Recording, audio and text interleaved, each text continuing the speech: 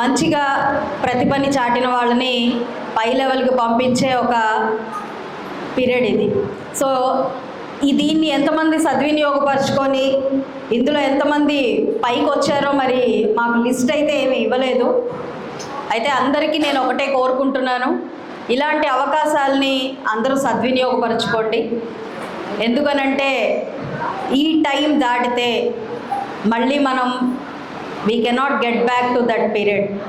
ఈరోజు స్టేజ్ మీద పెర్ఫార్మెన్స్ ఇవ్వలేకపోయినా, మన ఫ్రెండ్స్తో మాట్లాడుకోలేకపోయినా, మన టీచర్తో తిట్లు తినలేకపోయినా, ఇవన్నీ కూడా మనం ఒక లైఫ్లో ఒక సర్టెన్ పీరియడ్ దాటిన తర్వాత ఇవేవి కూడా రావు. సో ఈ time, so enjoy this time. మీరు అన్ని విధాలా ఒక పక్కన చదువుకుంటూనే మీ అన్ని కార్యక్రమాల్లో పాలు పంచుకొని అన్ని విధాలా కూడా మీరు ఎదగాలి అని చెప్పి నేను కోరుకుంటూ ఉన్నాను. ఈరోజు సక్సెస్ అంటే ఒక డాక్టర్ అవ్వడం, ఇంజనీర్ అవ్వడం, లేదంటే ఏదైనా పొలిటికల్ లీడర్ అవ్వడం కాదు. సక్సెస్ అవ్వడం అంటే హ్యాపీగా ఉండడం. Which ever field giving you happiness, మీరు అందులో ఉండండి.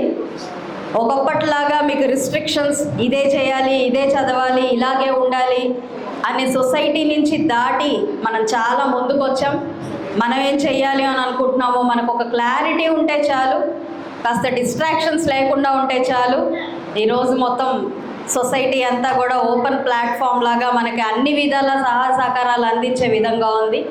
సో ఆపర్చునిటీ గ్రాబింగ్ ఒక్కటే మనం చేయాల్సిన పని. సో మీరందరూ దాన్ని తీసుకుంటారు. ఎక్కడ ఎలాంటి డిస్ట్రాక్షన్స్కి లోన్ అవ్వకుండా ఏ డెడికేషన్తో అయితే ఏం సాధించాలి అని అయితే మీరు ఈ ప్రెమిసెస్లో అడుగు పెట్టారో అది సాధించేదాకా ఎక్కడా కూడా మీరు జంకకుండా, భయపడకుండా, లేదు అని అంటే డిస్ట్రాక్ట్ అండ్ డైవర్ట్ అవ్వకుండా ముందుకు వెళ్తారు అని కోరుకుంటూ ఉన్నాను.